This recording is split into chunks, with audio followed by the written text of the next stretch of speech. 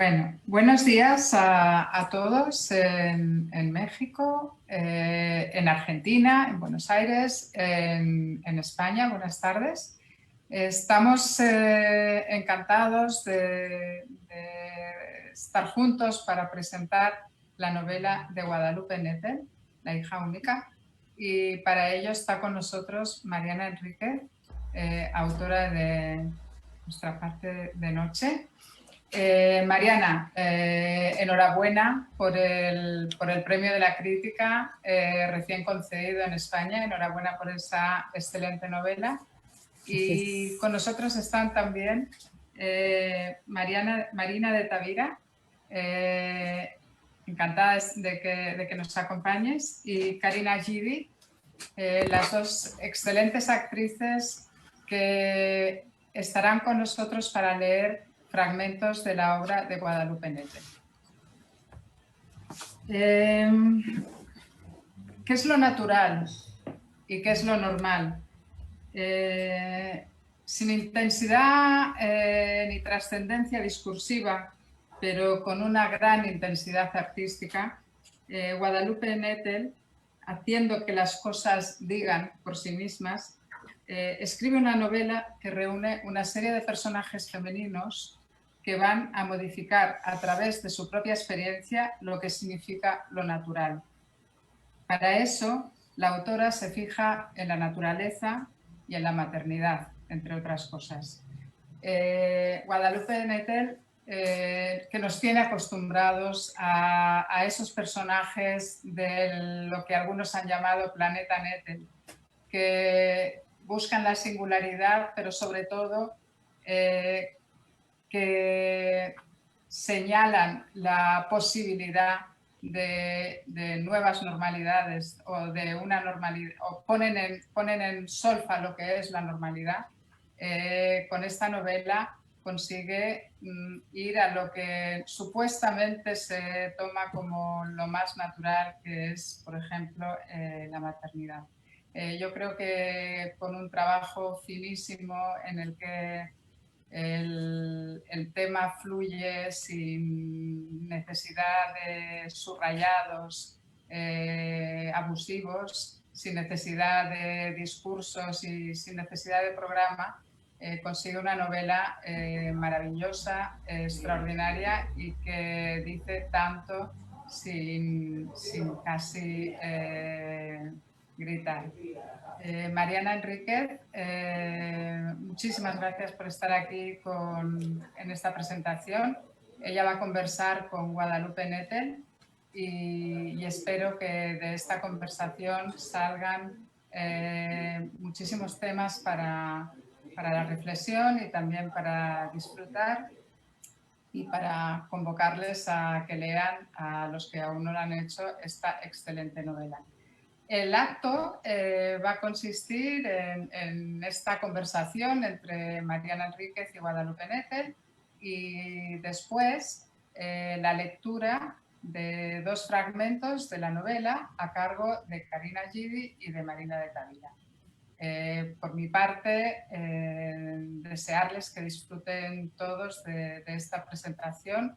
El coronavirus nos ha impedido estar físicamente juntos, pero también ha posibilitado que a través de este medio pues podamos encontrar la manera de juntarnos de 3 países distintos en este momento y de muchos otros que estarán escuchándonos ahora a través de la plataforma de Facebook de Anagrama, pero también a través de la plataforma de Facebook de algunas librerías mexicanas a los que quiero agradecer muchísimo que se hayan prestado a participar en ello. Por un lado, Océano de México, pero también Porrúa, El Sótano, Gandhi, Gonville, La Cosecha, El Traspatio y La Comezón. Muchísimas gracias a todos los libreros amigos que están participando de este acto con nosotros, y para los lectores recordarles que pueden mandar sus preguntas, sus comentarios a través de las plataformas de Facebook desde las que estén escuchándola. Muchísimas gracias y adelante, Mariana. Bueno, muchísimas gracias por invitarme a presentar este libro, que ya que tenemos esta posibilidad también de mostrarlo, lo voy a mostrar. Hay que tener que mi cámara lo enfoque más o menos bien. La hija única, con ese nido con un huevo extraño, que es casi una de las posibles síntesis de la novela. Muchas gracias Silvia, muchas gracias Anagrama, muchas gracias Guadalupe por haber escrito este libro notable, que leí en 24 horas, y muchas gracias Karina y Marina, que después van a hablar, y bienvenidos todos. Bueno, para empezar, la novela me gustó y me impresionó mucho, y algo de lo que decía Silvia al principio que me impresiona en general de la escritura de Guadalupe es como la total, yo diría, tranquilidad con la que habla de situaciones deformes. O sea, hay algo de ella en el tratamiento. Ella me parece a mí que es como una especialista en lo anormal, contado con una total falta de, o sea, con una grandísima, es rarísimo porque es como lo anormal contado con enorme naturalidad y con una falta de sensibilidad que le viene muy bien a este libro, porque en otras circunstancias, no lo voy a expoliar demasiado, pero es un libro sobre el dolor y sobre una situación muy, muy, muy dolorosa, de una mamá que tiene una hija, para resumirlo y no entrar demasiado en detalles para no arruinárselos, que tiene una hija que está muy enferma y que es muy pequeña, y eso es muy doloroso, y contar eso sin desbordes emocionales, pero que al mismo tiempo sea un texto muy conmovedor, creo que es muy difícil. O sea, creo que es un equilibrio muy difícil y que ella logra muy bien. Pero el libro no habla solamente de eso, sino de un montón de cosas que ahora le voy a ir preguntando. Guadalupe, te saludo. Hola, Mariana. ¿Qué tal? Y primero te pregunto, porque el libro da una pista cuando empieza, que está dedicado a tu amiga Amelia Hinojosa, y dice que quien con gran generosidad me permitió contar los detalles de su historia. Entonces yo te quería preguntar, Alina se llama una de las protagonistas, la otra es Laura, de esta novela, son ellas muy amigas, también es una novela sobre la amistad, pero te quería preguntar, o sea, ¿cómo encontraste la historia? ¿Cuánto digamos, cuánto te basaste en la historia? ¿Cuánto lo deformaste, digamos? Y cuáles fueron los límites, porque son, a veces cuando un escritor toma algo de lo real, se le presentan este tipo de dilemas, ¿no? O sea, ¿cuánto cuento, cuánto no cuento, cuánto me dejan, cuánto pregunto? Quería preguntarte quién es Amelia, básicamente. Bueno, gracias Mariana, gracias Silvia y Karina y Marina por estar aquí. Todas mujeres que admiro muchísimo, y me parece que no podía estar mejor acompañada para presentar este libro sobre la amistad y los lazos que entretejemos entre mujeres. Para contestar a tu pregunta, está basada en la historia de una amiga muy cercana a quien acompañé a vivir este proceso dolorosísimo al inicio y que me dejó muy perturbada, no solamente con su vivencia, sino también con la manera en que la enfrentó. Cómo pudo darle la vuelta a esto, porque lo vi muy de cerca. Yo justo quería evitar el sentimentalismo, en parte porque no me gustan las novelas demasiado que desbordan de sentimentalismo, y porque creo que el dolor se transmite mejor cuando no hay esto, pero también porque ella es una persona muy austera y muy parca y muy pragmática, entonces era como buscar estilísticamente cómo lo habría hecho ella. Hablé con ella y le pregunté obviamente si estaba de acuerdo, y de alguna forma lo escribimos como una especie de conversación íntima. La entrevisté varias veces, cosa que para mí era algo absolutamente nuevo. Yo nunca había escrito ni una novela basada en hechos de otra persona reales, y con estas limitaciones que bien planteas, Mariana, porque no se puede inventar, y uno lo que quisiera es inventar siempre, ¿no? Entonces, no era fácil para mí al inicio, estaba como muy ceñida a lo que ella me había contado y trataba de no meter nada más que las otras cosas que sí son inventadas, que son la historia con Doris, el niño, etc. Pero en algún momento, cuando ella leyó el primer borrador, me dijo, ¿sabes qué? Siento que le falta o sea, tu imaginario, siento que le falta algo más tuyo. Inventa, mátanos a todos, estalla la casa, haz lo que quieras, pero interven la historia, ¿no? Y sí la intervine, pero siempre con este respeto de la vivencia de ella. O sea, yo siento que esa era la traba olipiana que tenía, como no rebasar demasiado los límites de su sensibilidad y de lo que había pasado. O sea, no podía ponerme demasiado, ni siquiera entrar en lo fantástico, que es algo que a mí me habría gustado hacer, y que sentía que en este libro, además de que permitía muchísimo, Sí. habría muchas vetas para entrar, era muy difícil porque era la historia de alguien muy cercano y muy querido. Claro, sí, siempre es difícil, incluso cuando no es alguien muy cercano y muy querido, digamos, sí, pero acá es una persona que existe y a la que tenés que respetar de alguna manera. Lo digo en el sentido más, más ético de la palabra, cosa que uno en literatura no suele hacer, o sea, uno no trata de cruzar los límites. El libro trata de muchas cosas para mí, pero de una de las cosas centrales, creo que es un libro sobre mujeres, es un libro feminista, tampoco tiene, me parece, un subrayado en ese momento, más allá de ciertas pistas, de ciertas pistas militantes, digamos, ¿no? O sea, ¿qué quiero decir? Pero no demasiadas, que eso también me parece muy, muy inteligente, porque es como decir, bueno, feminismo está integrado a nuestras vidas, yo no tengo que explicártelo todo el tiempo. Pero trata uno de los temas, para mí, cruciales en el feminismo, que es el tema de la maternidad y el deseo. Son dos amigas, hay una, que es Laura, que claramente no quiere tener hijos, y que cree que su amiga Lina, que es como su amiga de toda la vida, y una amistad femenina que logró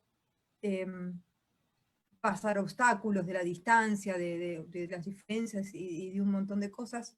Laura cree que coincide en eso con Alina, hasta que se encuentra con la sorpresa, que después es bastante alegre, pero que al principio la sorprende mucho, de que esta amiga, a la que cree conocer también, tiene el marcadísimo deseo de ser madre. Y creo que esto es un punto en el feminismo, porque no se trata solo del rol social de la madre, qué sé yo, sino de una cuestión de darle nuestro cuerpo a la naturaleza. Y de cuánto es, digamos, no tener ese hijo, es retirar el cuerpo de la naturaleza. Y luego lo tan extraño que aparece con la ansiedad de concebir cuando hay otra mujer que no siente ese deseo. Te quería preguntar cómo trabajaste el tema del deseo, del deseo y la maternidad, personal y literariamente. Cuando digo literariamente, ¿qué estuviste leyendo? Si estuviste leyendo teoría feminista, si estuviste leyendo otros, hay alguna pista, digamos, ¿no? Incluso de lecturas, pero que sobre todo tienen que ver con la relación madre-hija, a lo mejor tipo Vivian Gornick. Pero bueno, me interesa ese mapa, como ese universo, para poder pensar el deseo y la maternidad, y cómo es uno de los temas centrales del feminismo, y quizá de los más difíciles.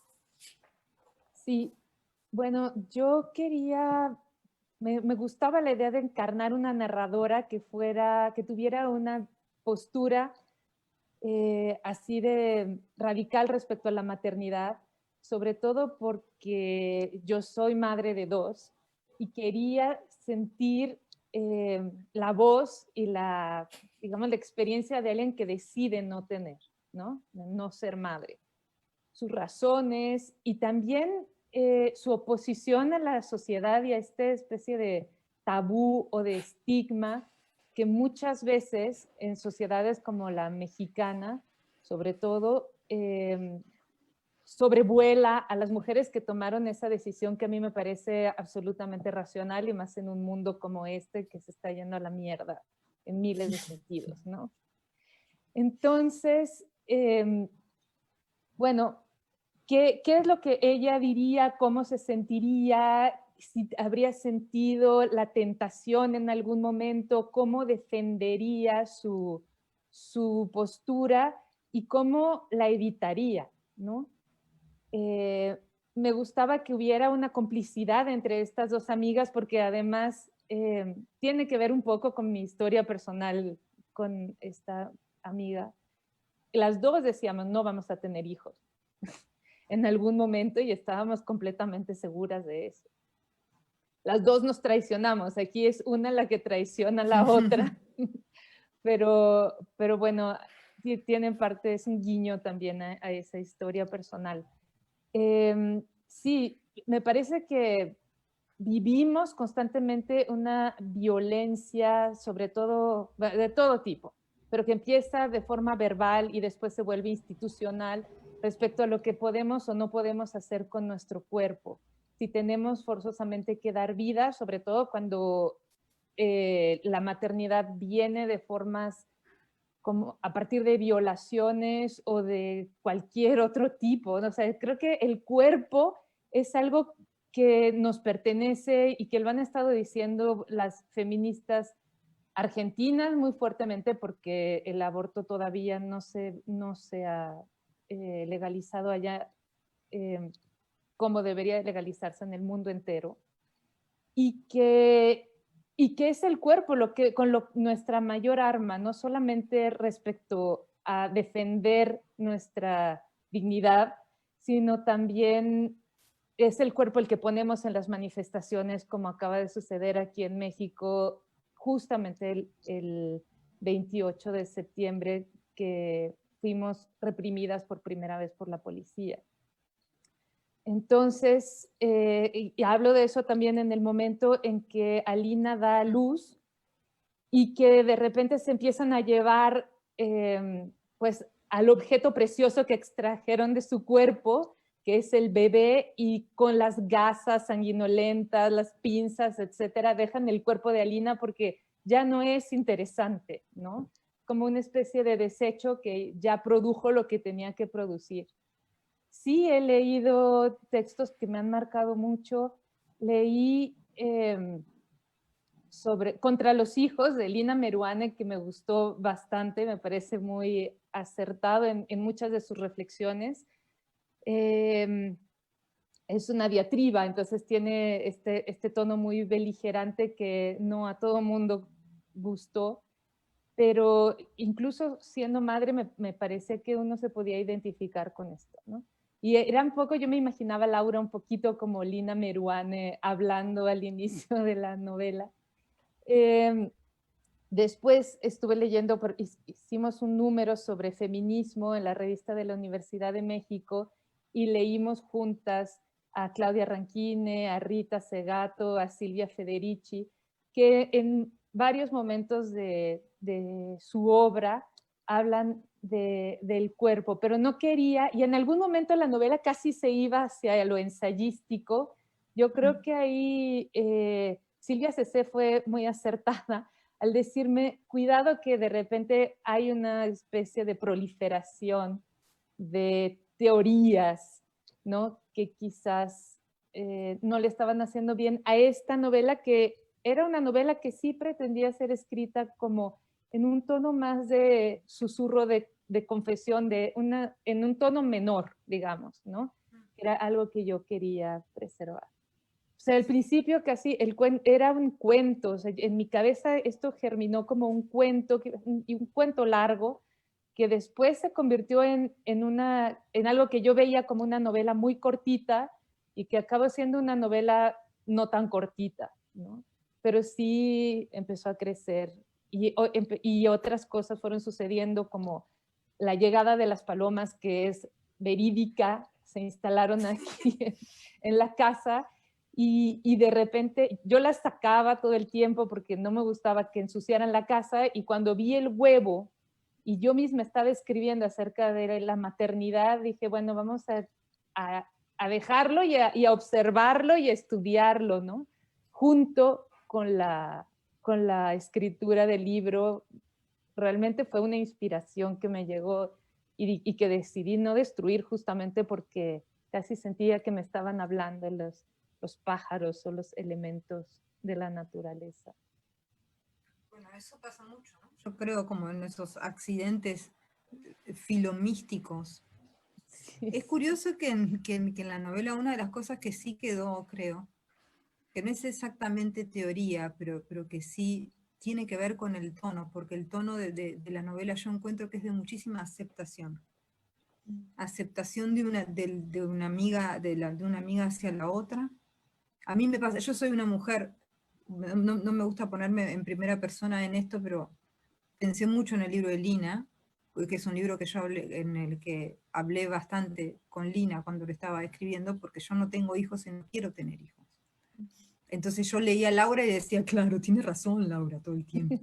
Era como, eso me pasaba mucho, pero hay algo con lo que sí, con lo que también coincidía con Laura, es que cuando las amigas tienen hijos, o sea, como esa cuestión que para mí es importante, que es la amistad entre mujeres y trabajar la amistad entre mujeres, porque otro de los problemas que tenemos que tiene que ver, yo creo, también con la violencia que viene de afuera, es como ponernos a competir, ¿no? Uh-huh. Y una de las cosas que también ocurre que tiene que ver con es cuando una mujer cría, la otra que no cría se distancia con mucha frecuencia. Y a mí eso me parece, yo lo vivo como algo muy doloroso porque no puedo conectarme con mis amigas, y no puedo conectarme ahora, ¿eh? O sea, para mí una amiga tiene hijos y se acabó hasta que el niño va a la escuela y podemos volver a tomar el café. Entonces hay algo de aceptación en la novela que se refleja de alguna manera en Laura, creo, en que a veces saca alguna cuestión budista. Uh-huh. La leyenda de Misa y el grano de mostaza, pero no es lo único. Hay unas cuantas, y hay unas cuantas como eso con la aceptación, que es muy interesante, y que está en muchísimo conflicto, o en no sé si mucho conflicto, pero hay está al mismo tiempo la dureza del discurso médico, ¿no? Que un poco lo mencionaste recién, pero hay algo de los médicos, hombres, mujeres, los neurólogos, del ginecólogo que aparece, las neurólogas, después las terapistas, porque la niña necesita terapia física, ¿no? Que tienen como ahí digamos, también hay una especie de domesticación del cuerpo en ese sentido. Pero todo lo que me gusta de eso es que no está subrayado. Ahora, esto que me decía que era inventado, Laura en un momento, y con eso tampoco spoileamos, mantiene una relación, Laura es la amiga que no quiere tener hijos, con el hijo de su vecina, Nico, que es un niño bastante particular, es un niño violento también, o sea, violento con su mamá, digamos, se pelea mucho con su mamá. Y yo me preguntaba, ¿cuánto había ahí de pensar la crianza de un varón? ¿Cómo surgió esta idea que yo intuí, quizá, que no era realista, digamos, ¿no? De la relación de Laura con este niño, y por qué incluirla? Bueno, ahí creo que se explica de una forma autobiográfica, bueno, todo se puede explicar de una forma autobiográfica, pero yo tengo 2 varones y todo el tiempo estoy pensando qué tipo de hombres estoy criando, ¿no? ¿Cómo se van a relacionar con las mujeres y el vínculo que tenemos ellos y yo? A veces me parece como una especie de reflejo o como de laboratorio de lo que ellos van a repetir más tarde cuando sean adultos. Es extraño también porque cuando yo empecé a hablar de las manifestaciones feministas y como a subrayarles o a mostrarles cómo es el mundo de desigual y de violento todavía con las mujeres, ellos reaccionaron como si se sintieran atacados. O sea, fue su primera reacción, sobre todo del mayor. Es como, entonces somos bandos, ¿no? Y ustedes contra nosotros, o cómo es el asunto. Y me parecía que a veces los niños son violentos y que no es algo que suela decirse, ¿no? O sea, es como el niño, tanto en la literatura como en el cine, aparece como esta especie de querubín en el que nada más hay bondad y pureza, y que en realidad pues no, o sea, los niños pueden ser muy crueles y a veces también con sus madres. Entonces quería mostrar este lado, digamos, no tan comentado acerca de la infancia y cómo también dentro de esa, de esa nebulosa o de ese humo oscuro, ese magma que hay dentro de ellos, hay dolor con el cual nos podemos identificar, ¿no? O sea, con el cual alguien, sobre todo alguien que de alguna forma ha sido colocado o se ha colocado en los márgenes, se puede identificar con otro ser que está en los márgenes, porque un niño en las condiciones de Nicolás, las condiciones familiares, está muy aislado y está muy solo. Y yo creo que fueron esas dos soledades las que conectaron ahí entre Laura y Nicolás. Ahí no tiene que ver con eso, pero me puse a pensar cuando hablabas de los bandos y las mujeres. También entre las mujeres hay una diferencia, creo, y que está en la novela nuevamente sin subrayados, que es algo que a mí me interesa. Y que está con una imagen muy poderosa. Cuando van al médico, cuando todavía está embarazada, Alina, y empieza a recibir con no tan buenas noticias sobre ese embarazo, van a un hospital que queda en una zona donde desde la ventana pueden ver una enorme Villa Miseria. Y ellas se preguntan sobre las mujeres que están ahí. No se preguntan con una parrafada filosófica, ¿no? Pero esas mujeres están presentes. Yo te quería preguntar sobre todo a la luz de los hechos de lo que pasó hace nada, ahora, cuando fueron reprimidas las mujeres en México y tal. No de todo el país, pero a lo mejor porque es inabarcable. México es tan vasto y es tan inabarcable, pero sí en la Ciudad de México esa desigualdad entre las mujeres, esa cuestión de clase que atraviesa al feminismo, ¿cómo la pensás? Por más que no esté, porque yo siento que aunque no es un tema de la novela, es un trasfondo. Que estas mujeres son mujeres que son privilegiadas, que ella puede pagar muy buenas terapias para su hija. Laura vive de una beca, su mamá es una mujer independiente, ella cocina unas cosas riquísimas, o sea, como está muy marcado, digamos, que ellas son mujeres de clase media que viven una vida privilegiada en una ciudad que puede ser maravillosa. Pero esa ciudad maravillosa esconde estas otras realidades. Y yo te quería preguntar por nada, ¿qué está pasando? ¿Cuál es el pulso de la Ciudad de México y sobre todo en cuanto a las mujeres en este momento, más allá de la pandemia, que también creo que es un problema que nos afecta de una manera diferente? Bueno, pues es terrible y las noticias no son buenas porque si antes había 9 feminicidios al día, ahora se calcula que son alrededor de 12 y sobre todo ocurre, o sea, sabemos que la violencia de género ocurre en todas las clases sociales, pero es verdad que cuando estas mujeres no tienen recursos como abogados o independencia económica, pues todavía ocurre más. Y en zonas, bueno, como Ciudad Juárez, pero muchísimas otras, donde hay más pobreza, hay más feminicidios. Es cierto, yo quería hablar de esto también, pero tampoco quería ponerlo como de forma panfletaria, ¿no? Entonces me pareció que era un buen lugar ese consultorio, porque además existen torres así, desde las que los privilegiados pueden ver a los más miserables y los tienen como paisaje de fondo.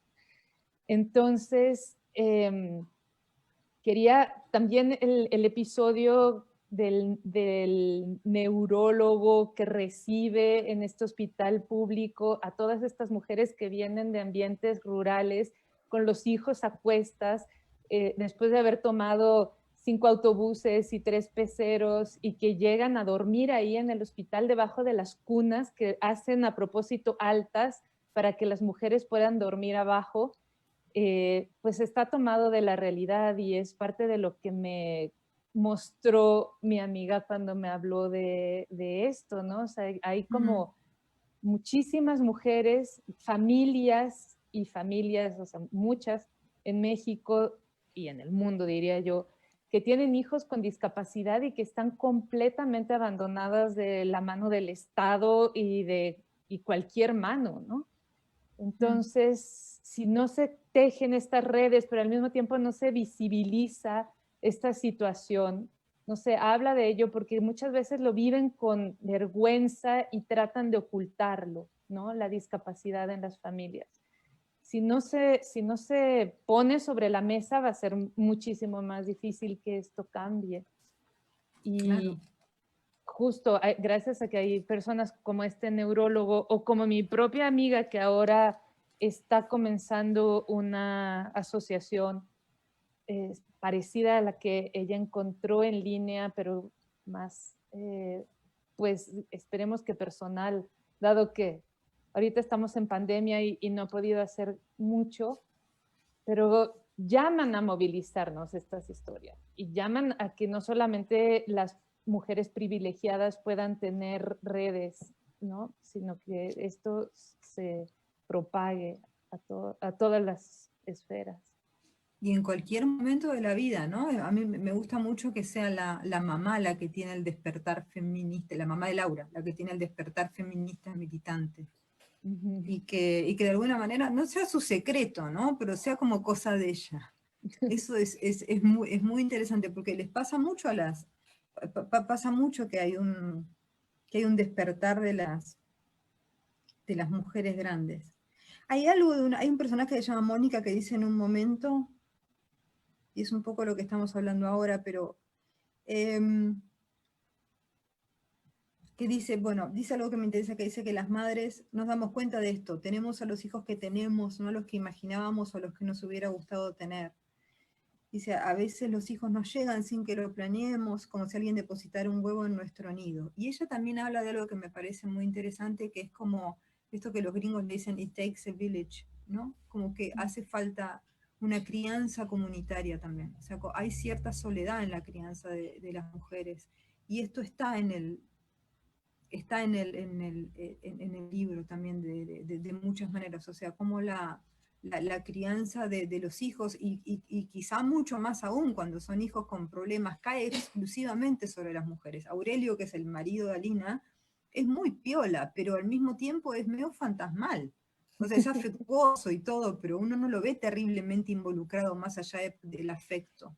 Y creo que a veces el afecto no es suficiente, es necesario, pero no es suficiente. ¿Cómo crees, cómo pensás el rol de la crianza y sobre todo cómo está planteado en la novela? Pues fue algo que fui pensando, ya lo pensaba yo a lo largo de la crianza de mis propios hijos, ¿no? Que el terapeuta que veía en ese momento me decía, es que necesitas redes. Yo acababa de llegar a México después de varios años, más de 10 años de vivir fuera, y no tenía muchas amigas aquí, ni tenía una relación fantástica con mi madre, ni nada por el estilo. Entonces, sí, yo lo viví muy sola y es una experiencia que tengo todavía muy fresca, ¿no? Pero además creo, o sea, a lo largo de la escritura del libro me fui dando cuenta que en realidad la familia biológica hay que desacralizarla ya de una vez por todas, porque no puede ser simplemente sobre ella sobre quien recaiga la crianza. Y a veces la familia biológica que consideramos como el entorno más apto, está lleno justo de tensiones, de violencias y se convierte en un entorno muy poco respirable, muy poco sano para la crianza. Yo creo que entre más personas involucradas estén, y me gustaba también la imagen de esta niñera que no está obligada a estar, pero que tiene una relación muy fuerte, pero al mismo tiempo muy libre, ¿no? Yo creo que esta libertad hace que pueda respirar más una familia entendida desde la óptica más abierta, ¿no? O sea, creo que sí habría que plantearnos una crianza colectiva lo más rápido posible para que deje de haber justamente tanto aislamiento alrededor de la crianza y de la familia. O sea, Sí, y entre también puede más decir, ojos bueno, mirando estén, menos abusos habrá también. Abusos además, hacia y los puede hijos y decir, bueno, abusos no hacia puedo los... más y tener un rato, ¿no? Y Exacto. que sea totalmente normal, o sea, eso. Y que Sí, no sea culposo, ¿no? Hay algo muy sí, interesante en el personaje de Alina que no es nada culposa, eso es un personaje maravilloso. A lo mejor tu amiga es así de verdad, pero digamos, está muy bien contada como eso, o sea, ella nunca se culpa por lo que por la enfermedad de su hija, ¿no? a O sea, diferencia de Doris, que todo el tiempo se está sintiendo culpable de cómo cuida y cría a su hijo, ¿no? pero eso Sí, es muy interesante como acerca de como las emotividades femeninas, ¿no? Una tiene como una entereza particular que no le quita la desdicha en ciertos momentos, ¿no? Y mientras que la otra está como siempre pensando que está en falta con su hijo, ¿no? ujú. Está lleno de emociones así. Yo creo, no sé si estamos ya Mariana, para sí, como es, para que puedan leer algo, porque estamos como hablando de un texto que es bellísimo y contando cómo es, pero estaría buenísimo que lo escucharan, sí, yo los que creo nos están que escuchando. vamos a dar paso a Karina Gidi. Bienvenida, Karina, que nos va a leer el capítulo 11 de la primera parte. Karina, cuando quieras. Hola, sí, gracias. Muchas gracias por la invitación. Es un honor estar aquí. Un placer escucharlas Y si hablar. quieres decir algo, también es súper, siéntete libre. Uy, después de la carta que te envié, ya es Qué bonita. es una novela que me emocionó muchísimo. Creo que habla de las muchas posibilidades de expresión que puede tener la maternidad. Y yo estaría como en el espectro opuesto al que está Mariana en cuanto al deseo de tener hijos y a la cercanía tanto con otras madres como con otras mujeres que decidieron no tener hijos, a quienes comprendo también perfectamente, porque también hay días en que una quiere cambiar a las Apagarlos hijas así, por un control cubo remoto. disecado. Exacto. Permuto hijas rufianas por cubo disecado para poner en mi librero. Escogí este capítulo que es cuando Laura, la narradora protagonista de esta novela, se va de fin de semana con su mamá, que es un personaje, la mamá es un personaje que aparece poco y que me da infinita ternura. Para este punto, ya Laura se enteró que Alina, su amiga entrañable, efectivamente está embarazada, efectivamente quiere ser mamá, y ya intentó desmontar de las vigas de su departamento un nido maléfico que unas palomas perturbadoras quieren poner ahí en su casa. Esos son los antecedentes. Y también lo escogí porque fue el primer momento en que me conmoví hasta las lágrimas. Una noche mi madre me llamó por teléfono para invitarme a pasar el fin de semana fuera de la ciudad. Su amiga Jimena le había prestado una casa en un pueblo boscoso a orillas de un lago. Mamá ha perdido visión en los últimos años y no me pareció prudente que manejara sola en la autopista, como pensaba hacer si yo no la acompañaba. Además, hacía mucho tiempo que no viajábamos juntas. Acepté pensando que salir de la ciudad me ayudaría a avanzar en la escritura de mi tesis. No me equivocaba. La casa a la que llegamos después de conducir durante 2 horas y media tenía unas vistas hermosas hacia el bosque y estaba rodeada del más delicioso silencio.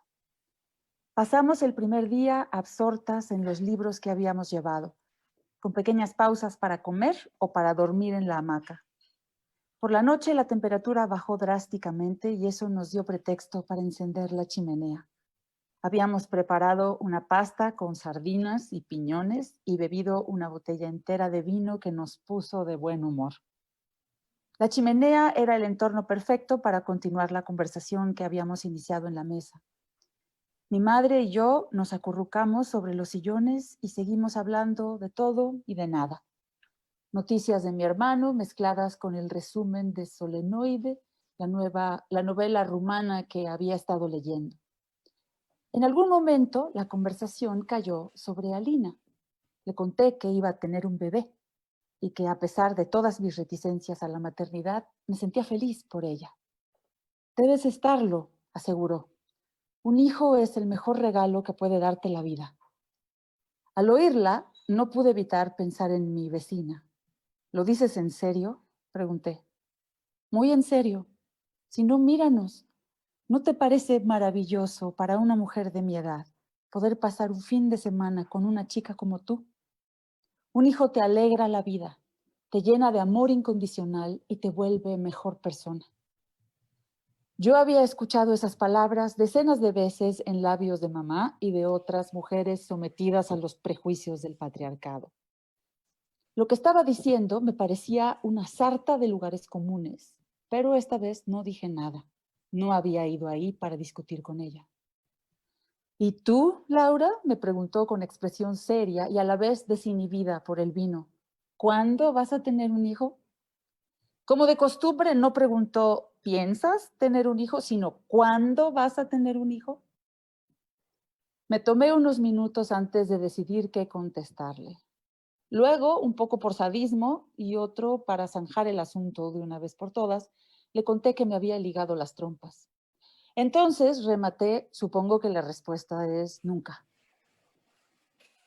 Las dos permanecimos en silencio. Dejamos que el fuego agonizara en la chimenea mientras en la ventana se oía el canto sarcástico de las cigarras. Mamá me miraba con rencor. Noté que se estaba conteniendo para no recriminarme. Intentamos cambiar el tema un par de veces, pero era obvio que seguíamos pensando en lo mismo. Finalmente nos deseamos las buenas noches y cada uno se fue a su cuarto a dormir. El domingo mi madre se levantó antes que yo y sin decirme nada salió al mercado a hacer la compra. Cuando desperté me encontré con un desayuno abundante que incluía fruta, huevos a la mexicana, café y jugo de naranja. Siempre he notado que le produce alegría verme comer con hambre, como si incluso a mi edad le diera miedo que deje de crecer. Mientras desayunábamos, volvió a sacar el tema de los hijos.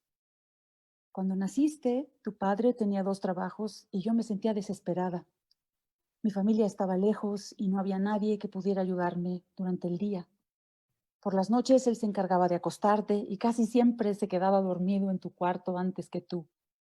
Nadie me había explicado cómo ser mamá. Tampoco me habían advertido del grado de cansancio y desamparo que una llega a sentir. Al escucharla recordé una escena de mi infancia en la que mi madre intentaba dormirnos leyéndonos una historia.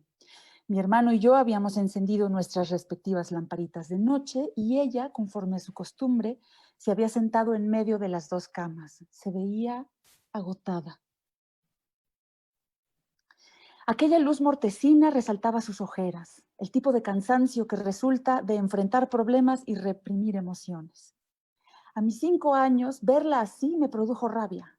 Aquella noche, sin ninguna compasión, le dije que me parecía tonta. Ella contestó sin dudarlo, tienes razón, cuando los parí a ustedes se me fundieron las neuronas. Nunca supe si bromeaba o lo había dicho en serio. Un cansancio incurable, siguió diciendo ella en el comedor de aquella casa prestada. Eso nadie te lo cuenta cuando se habla de maternidad. Es uno de esos secretos que aseguran la continuidad de la especie. Comprendo que hayas decidido no tener hijos, me dijo sonriendo. Pero ¿qué tal una pareja? Es importante tener a alguien a quien querer, alguien de quien ocuparse. Nos vuelve menos egocéntricos. Para eso te tengo a ti, le dije, no necesito a nadie más. Esta tarde, al regresar, estuvimos atrapadas en el tapón que se forma los domingos en la autopista a la entrada de la ciudad. Mientras yo conducía, mi madre iba poniendo canciones en su toca CD. Cantamos con Ella Fitzgerald y Julie London, con John Lennon y Sylvie Vartan, hasta que se nos acabó la voz.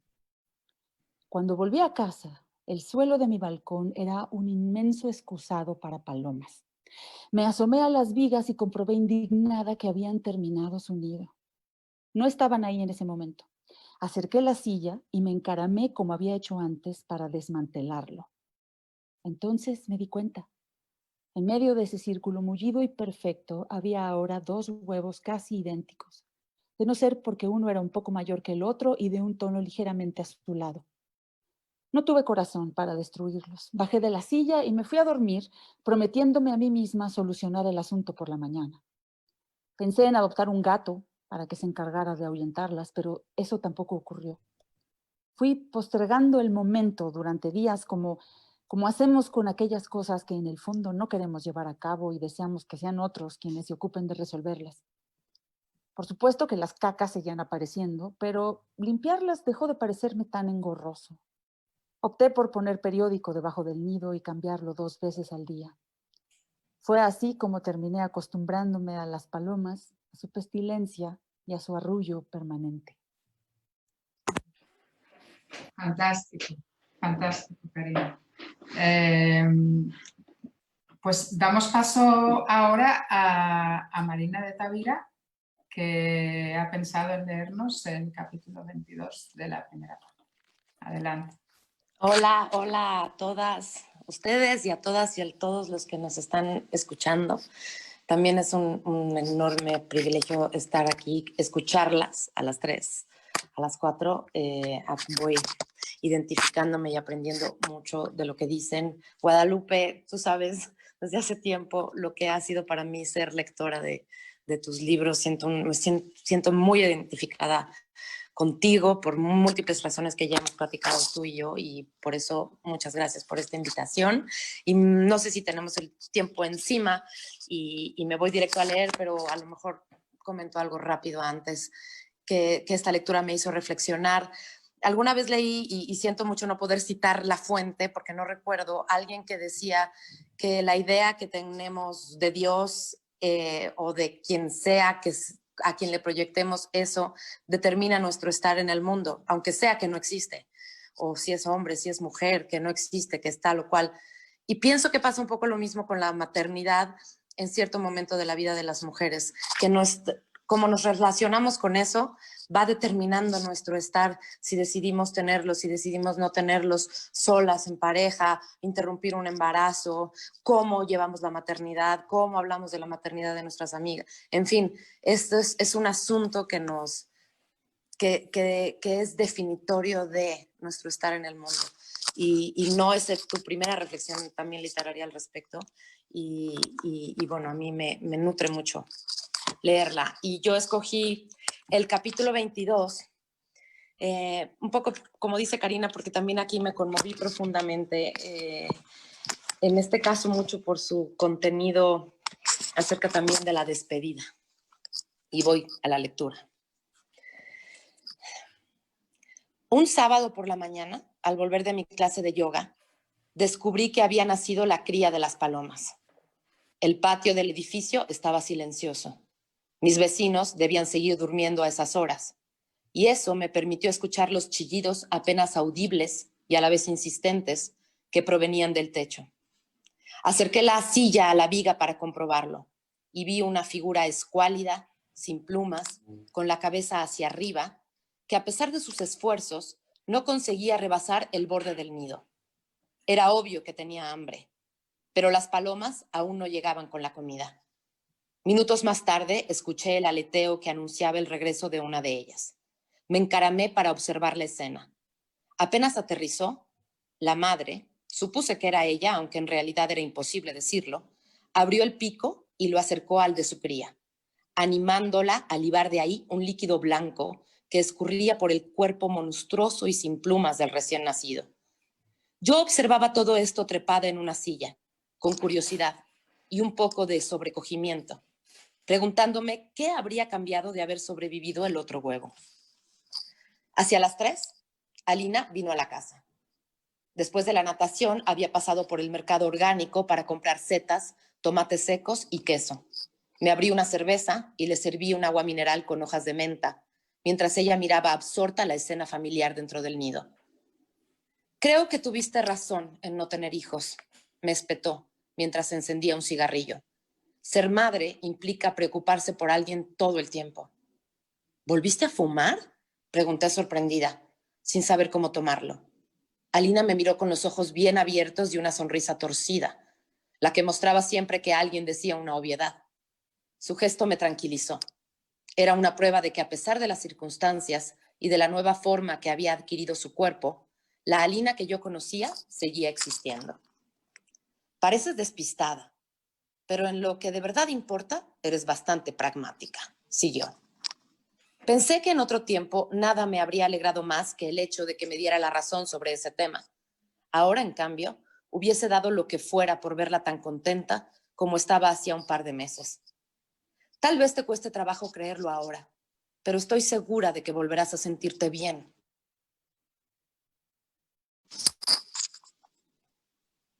Debes esperar que pase el tiempo. No sé, contestó. En este momento, lo único que me entusiasma es conocer a Inés, tocarla, ver su carita. Lo que pase después no me interesa. Debo admitir que era difícil comprenderla. ¿Para qué quería conocer a su hija si se iba a morir de inmediato? No corría el riesgo de apegarse aún más a ella. Después pensé que el amor resulta con frecuencia ilógico, incomprensible. Muchos hacemos lo mismo cuando nos enamoramos de alguien que está muy enfermo, de alguien que vive lejos, de alguien comprometido con una historia previa en la que no cabemos. ¿Quién no se ha sumergido en un amor abismal a sabiendas de que no tiene futuro, aferrado a una esperanza endeble como una brizna de hierba? ¿Pourquoi durer est-il mieux que brûler?, se preguntaba escéptico Roland Barthes. El amor y el sentido común no siempre son compatibles. Generalmente uno tiende a elegir la intensidad, por poco que dure, y a pesar de todo lo que ponga en riesgo. La tanatóloga me aconseja que le escriba, que le cuente a Inés todo lo que me gustaría hacer con ella, que le hable de mí, de su padre, de su familia, que le explique lo que estoy sintiendo, lo bueno y lo malo, quiénes son sus abuelos, quiénes son mis amigos, cómo es mi entorno. A veces pienso también en las canciones que me gustaría bailar con ella. Me recomendó que no me calle nada, que le ponga esos discos y que haga una playlist del embarazo para conservarla siempre. Le pedí a Alina que me la compartiera y lo hizo al día siguiente por la mañana. La descargué en mi teléfono y la escuché mientras desayunaba, bajo la ducha y mientras me vestía para salir. La oí en la calle y finalmente en el metro, camino de la biblioteca. Para mi sorpresa, la mayoría eran canciones alegres. Here Comes Your Man, de Pixies, The Turtles con Happy Together y Color Café de Serge Gainsbourg, uno de sus grandes favoritos. Me imaginé a Alina bailando en su departamento soleado y lleno de plantas, con su bebé saltando dentro de ella, transmitiéndole la música que había hecho suya a lo largo de su vida como parte de su herencia cultural, pero también genética, pues hay música que de tanto escucharla se incorpora a nuestras células.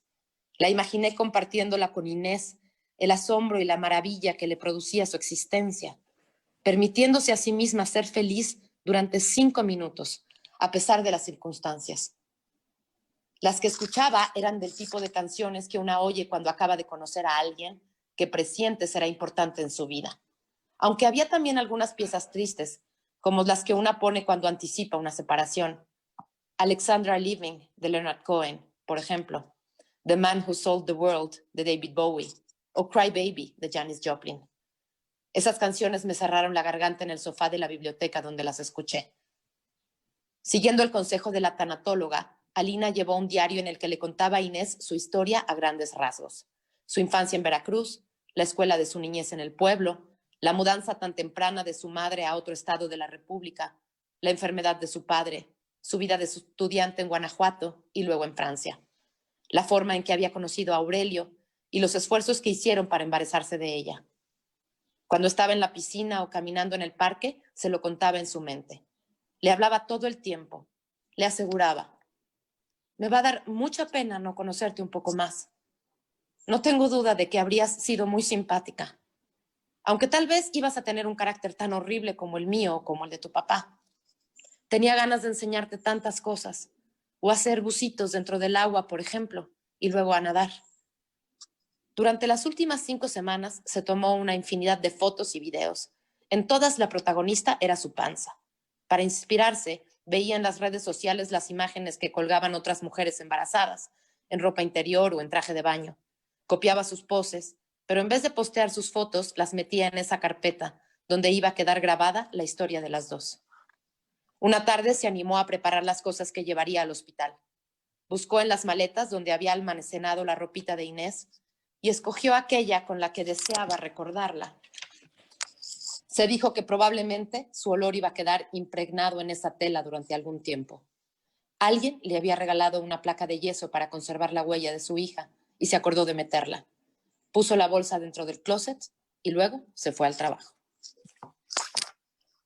Maravilloso. Bueno, la verdad es que... Okay. A mí me gustaría dar paso a preguntas de los oyentes, de los lectores, en el caso de que tengáis ganas de conversar y preguntar algo a Guadalupe. Vamos a ver. Y si no, seguimos conversando nosotros. Mariana. Bueno, si no hay preguntas, yo quisiera recomendar que vieran a estas dos súper grandísimas actrices. En teatro, si pueden, porque las dos son realmente portentosas, pero también si están lejos, buscan las películas en las que han actuado últimamente. Karina en Los Adioses, donde interpreta a Rosario Castellanos magníficamente. O sea, realmente yo la veo ahora y veo a Rosario Castellanos, ya no puedo ver a Rosario Castellanos sin ver su cara. Y a Marina, como todos saben, en Roma, donde es un papel espectacular. Maravillosa. Madres las dos ahí y conflictuadísimas con la maternidad. Nada más, era un anuncio comercial que quería hacer porque verdaderamente las dos películas me gustaron muchísimo. Y yo mientras se juntan las preguntas, quería apuntar algo que me surgió sobre todo de la lectura de Marina. Qué interesante es leer textos sobre maternidades que no son las maternidades alegres, dichosas. Creo que hay también una imposición que no solo es porque siempre... A ver, es una imposición que también a veces yo siento de otras mujeres, ¿no? Como que hay ciertas cosas sobre lo que uno la pasa mal durante el embarazo y después en el puerperio, que de a poco se están contando más como si hubiesen sido secretos vergonzosos. Y me gusta leer, eso está muy, muy en la novela, pero está en hay varios textos últimamente de escritoras contemporáneas que hablan del tema. Pienso en 9 lunas de Gabriela Wiener, pero hay muchos más. Donde hay como una especie de levantar el velo y decir, bueno, no es que no amemos a los chicos después, pero no es todo grato. Y sobre todo es muy ingrato, y además nos lo hacen bastante ingrato también, con la violencia obstétrica y demás, ¿no? Y nada, y eso me parece fantástico es muy dramática la circunstancia en la novela, pero dejar ver esto me parece que aparezcan más textos donde se abre de esa especie de secreto oscuro, donde las mujeres podemos decir, bueno, no es todo dicha, qué sé yo. O sea, y Está muy bien. Y te quería preguntar, esto al margen, porque no lo sé, Guadalupe, ¿qué es una tanatóloga? ¿Es una psicóloga especializada en el duelo, por ejemplo? Sí, es la psicóloga que vas a ver cuando estás atravesando un proceso de duelo, cuando se murió alguien o se está muriendo alguien. Se supone que te acompañan y que tienen toda la formación para hacerte atravesar por eso. Claro. Bueno, tenemos un par de preguntas que te quiero leer, Guadalupe. Lisa Pérez pregunta, ¿por qué tomaste la decisión de que la historia la contara la amiga y no la protagonista? ¿Qué efecto querías conseguir en el lector? Bueno, es interesante la pregunta. En primer lugar, porque yo no podía hablar en primera persona de esta historia porque por más que tuviera la información en primera mano, no me sentía capaz de encarnar eso y además quería hablar de otras posturas, ¿no? De otras visiones.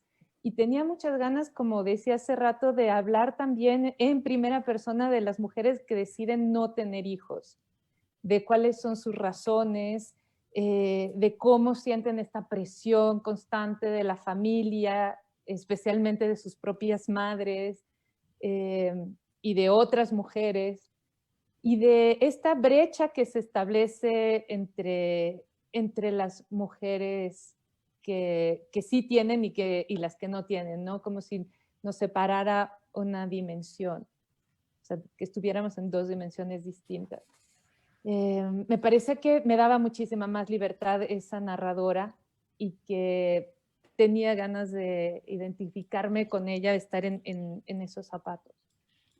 Uh-huh. Y hay una pregunta de Hugo Verde, también referida al punto de vista. ¿No creen a veces que en muchos casos algunos temas de literatura como estos son siempre tratados por escritores de clase media y que eso jamás permite retratar el tema a profundidad como se vive en la vida real? ¿Qué opinas de esto?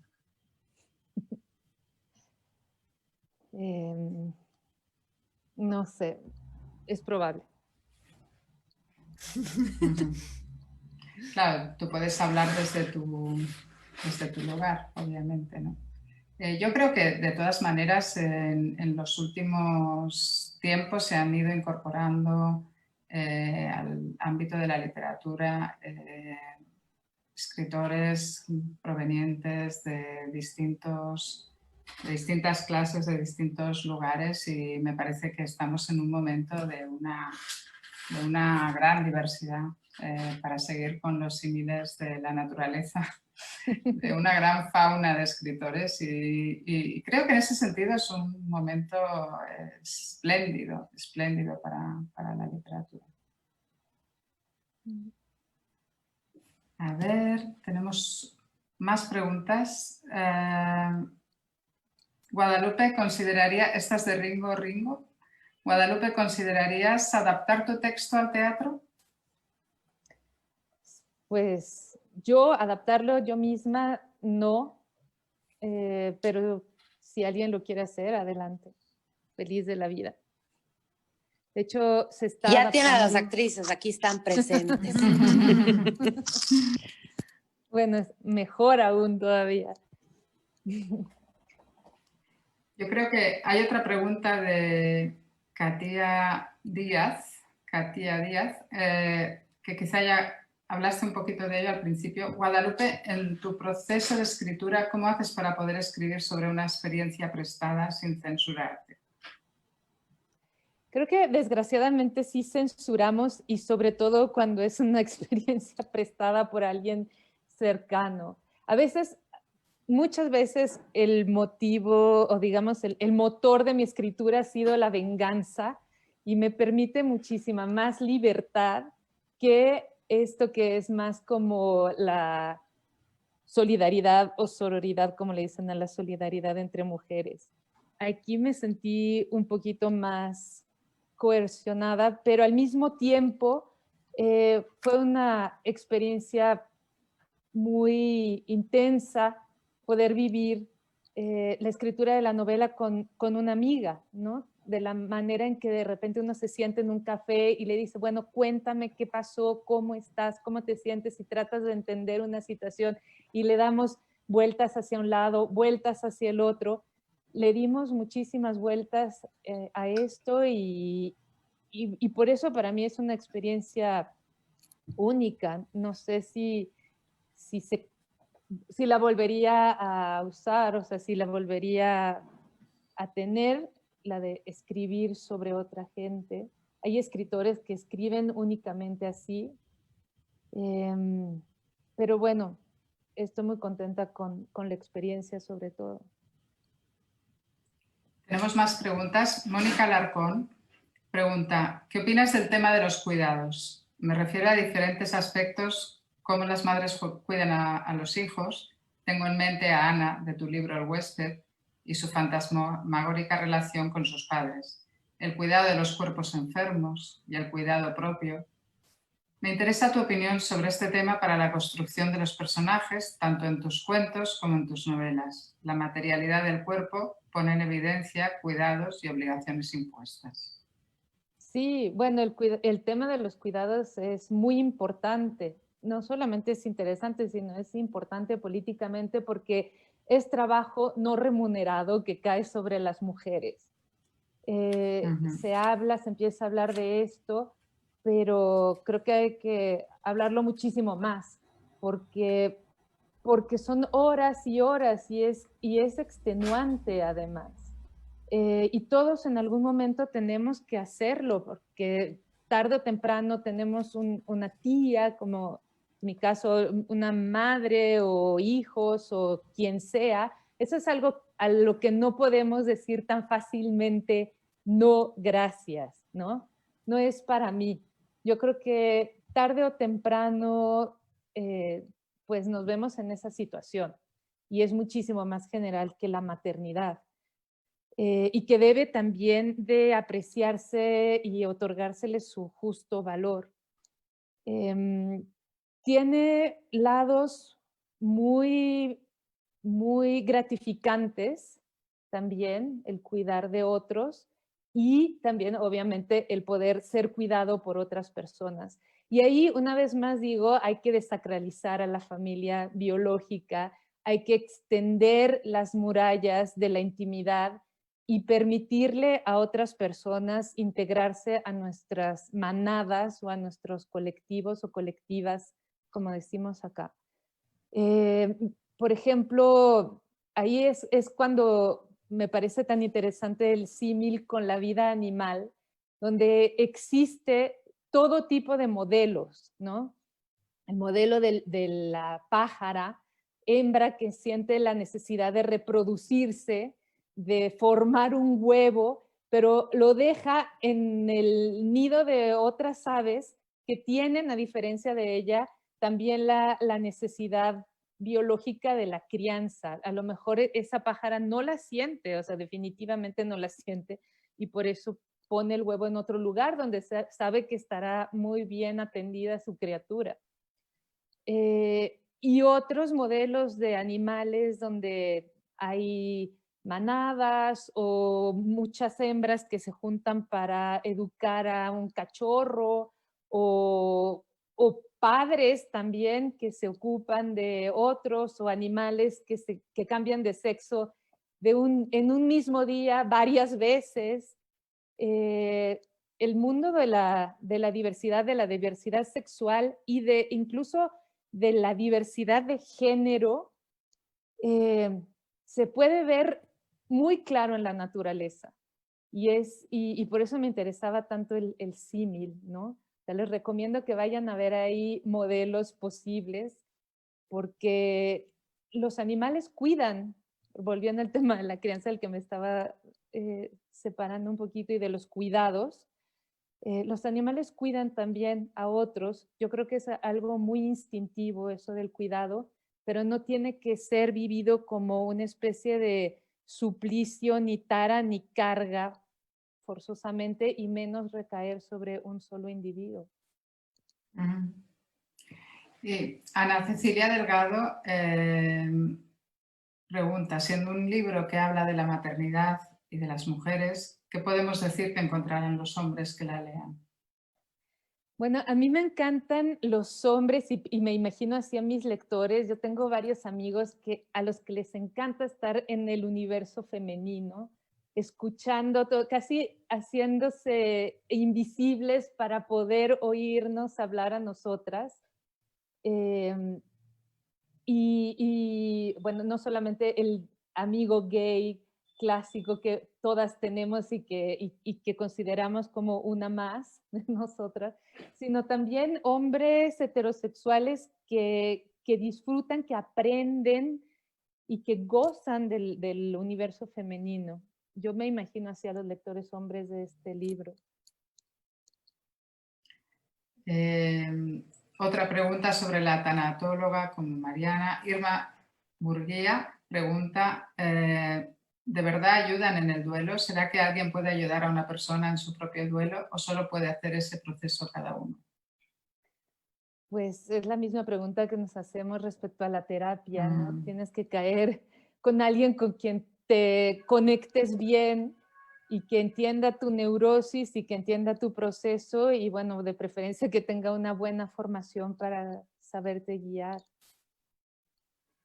Irma Gallo pregunta, ¿cómo escribir sobre el dolor sin desbordarte en descripciones y adjetivos? Escribir sobre el dolor.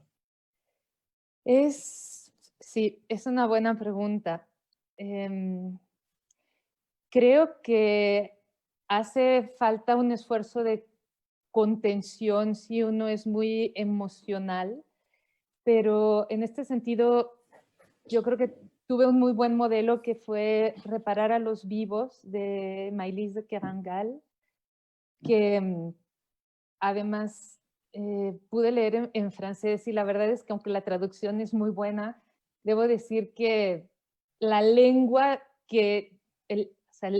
como materia maleable que tiene el uso del lenguaje que tiene esa autora es impresionante y yo creo que esa fue una lección de contención, ese libro, ¿no? Hay unos momentos en los que se detiene en detalles como tiembla el agua en el momento en que los personajes están hablando de cosas muy, muy graves, pero que logra siempre mantener la tensión sin que se desborde todo. O sea, hay autores que lo han logrado muy bien y yo pues me inspiré un poco en ellos. Ojalá que un día logre esa maestría de Maëlys de Kerangal en ese libro. Es impresionante. Impresionante el libro, tienes razón, precioso. Bueno, esto está muy animado, no nos va a dar tiempo a pasarle todas las preguntas a Guadalupe, pero os agradecemos de verdad que estéis ahí con vuestras preguntas, con vuestros comentarios y no sé, quizás como hay una pregunta para todas, Bárbara Santana se pregunta ¿cuál ha sido el acercamiento de cada una de vosotras al feminismo y cuál ha sido la importancia de este en vuestra vida? No sé si alguna de vosotras, además de Guadalupe, quiere contestarla.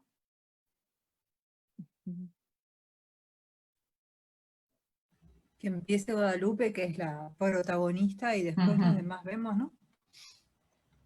Contesto rápido porque además ya hablé bastante del tema. Bueno, yo tuve una madre que tenía ideas feministas y a la que le doy gracias por eso, pero al mismo tiempo, y lo hemos comentado las dos, no me permitió abrir los ojos rápidamente a la desigualdad que había entre los géneros. Ella trataba de que en casa no se sintiera eso, ¿no?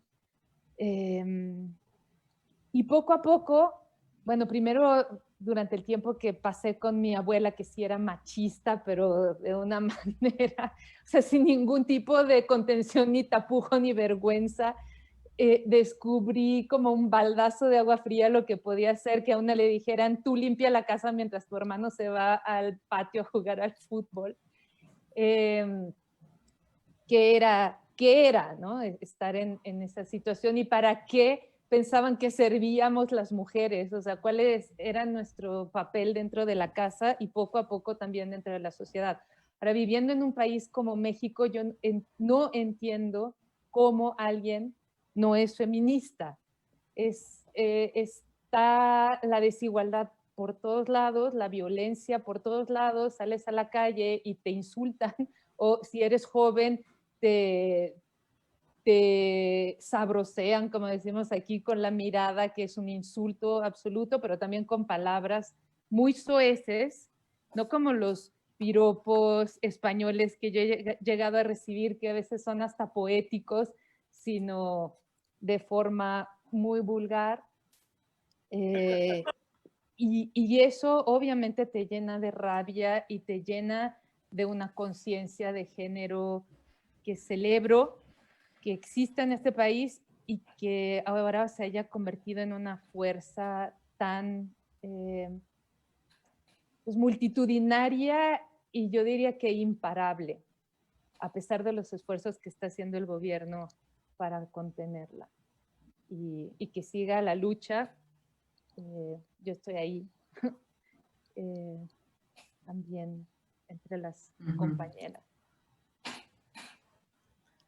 Bueno, yo lo hago muy breve, pero sí, mi experiencia con mi madre es muy parecida. Mi madre es una mujer también progresista, de izquierda, feminista, profesional, que vivió en una casa donde ella ganaba más dinero que mi padre, y mi padre no tenía demasiado problema con eso, y que asumía que eso era así, para mí, ¿no? O sea, que me enseñó que eso era así.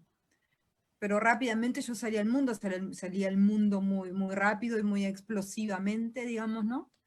Y a los 13 años me daba cuenta que si a los 15 quedaba embarazada iba a tener que sufrir un aborto clandestino en un antro con dinero que probablemente mi novio iba a tener que robar si es que se quedaba, y estaba en riesgo de morir, punto. O sea, eso era lo que pasaba, digamos, ¿no? Esa era mi iniciación sexual, era esa. Venía con esa advertencia. Y a partir de ahí todo, ¿no? O sea, a partir de ahí después, no sé, empezar a publicar muy joven, y que lo primero, no me lo olvido más, lo primero que me dijo un compañero de trabajo fue: pero la novela no la escribiste vos, ¿no? Te la escribió el editor. Imagínate decirle eso a algún varón. Es imposible. Es imposible entre otras cosas porque te pega una piña, quiero decir, no porque no se lo puedas decir, sino porque hay como hay un abuso ahí de una violencia en el lenguaje, aunque nunca tuve una violencia directa, o que el director, o que no sé, la persona de prensa de una editorial, estoy hablando de hace muchos años, me invite a comer y después, por eso suponga que podía tener una relación casual, sexual conmigo, y que luego que yo le dijera que no, a mí me llenara de miedo, porque claro, él era el que podía arruinarme la carrera, entre comillas, bueno, estos millones. Entonces yo se lo agradezco mucho a mi madre, el haberme instalado esta idea en la cabeza, pero después la realidad me demostró que no era verdad, y que no era verdad para ella tampoco, ¿no? Lo que pasa es que ella también venía de un lugar, había pasado una dictadura y de mucho sufrimiento político, entonces creo que quería aliviarme por lo menos ese dato.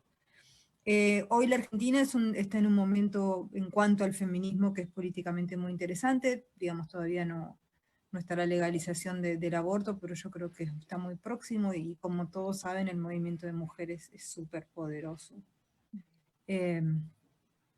Y bueno, hay Ministerio de las Mujeres, quiero decir, o sea, como ha sido reconocido por la política, y hay como que cuidarlo, ¿no? Porque siempre que entra como a las instituciones, hay que cuidarlo, ¿no? Porque las instituciones y la gestión tiene su lógica particular. Yo lamento un poco que esto haya llegado a mis 46 años, digamos. Hubiese sido interesante que hubiese pasado antes. Pero bueno, es lo que tenemos. Karina o Marina, ¿queréis comentar algo al respecto?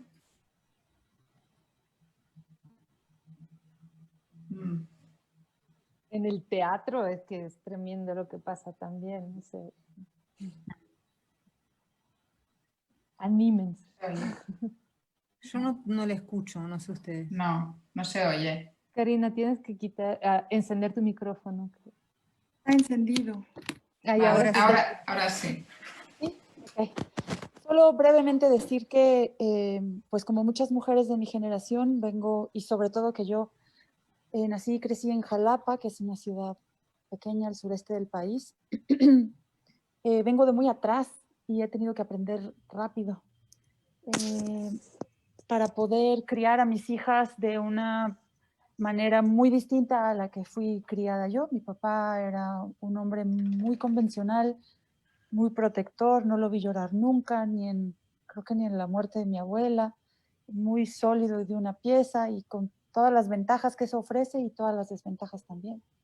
Igual como muchas mujeres de mi generación, pues he sufrido muchos tipos de acoso y de abuso y me ha tomado darme cuenta cómo poner los límites para que esas cosas no ocurran y de nuevo cómo criar a mis hijas y ahora aprender también de ellas, porque mi mamá ha sido siempre una mujer que aunque no se considera a sí misma feminista, ha sido rebelde y eso ha tenido sus bendiciones.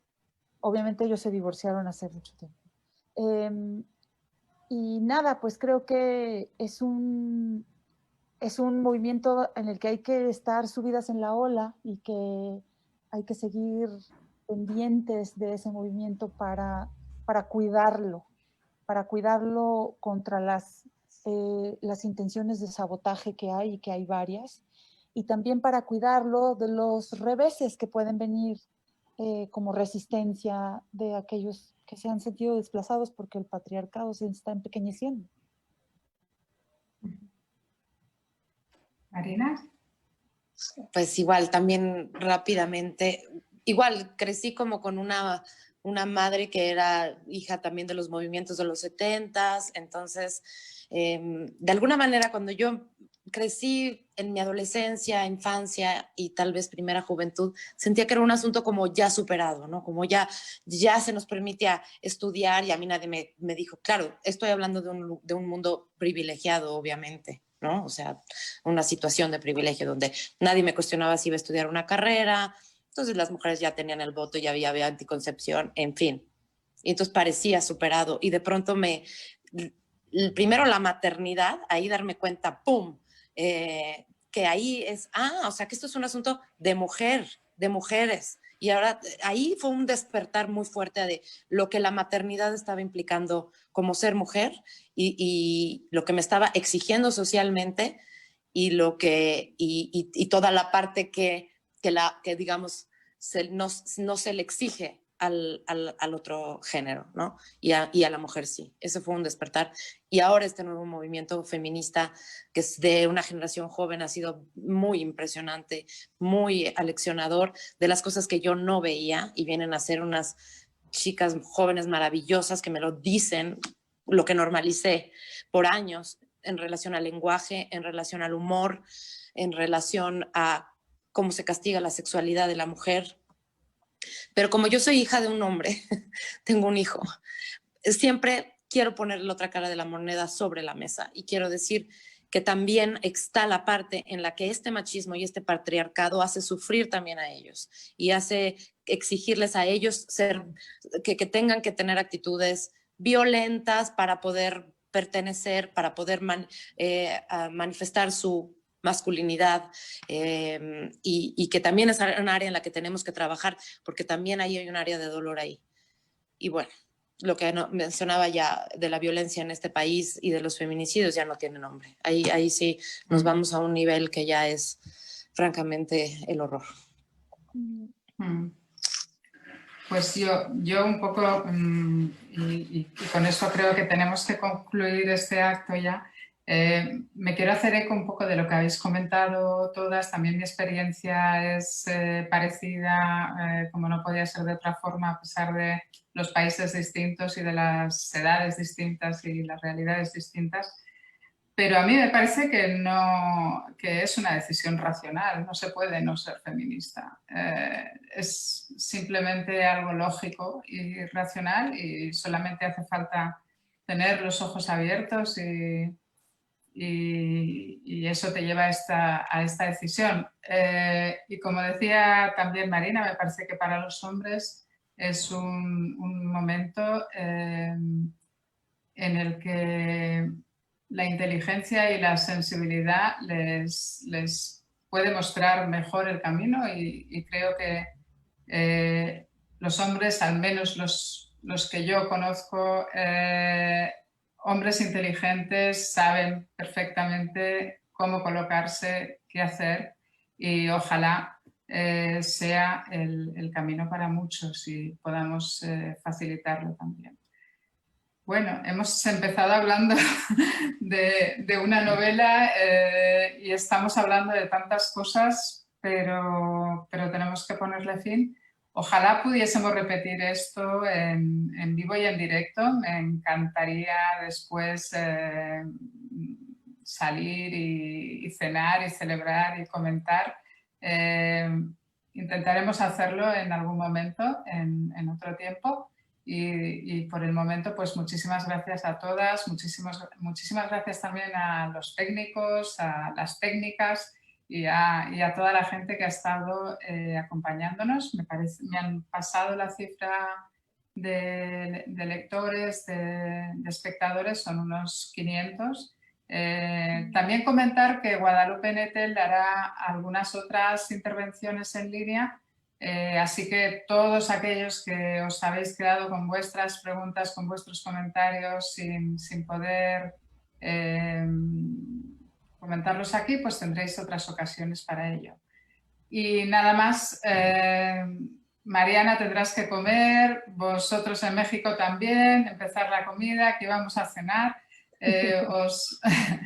Os saludo a todos y gracias de nuevo. Ha sido un placer inmenso y nada, hasta luego. Gracias a Gracias. todas, de verdad. Un placer. Chao. Adiós. Adiós.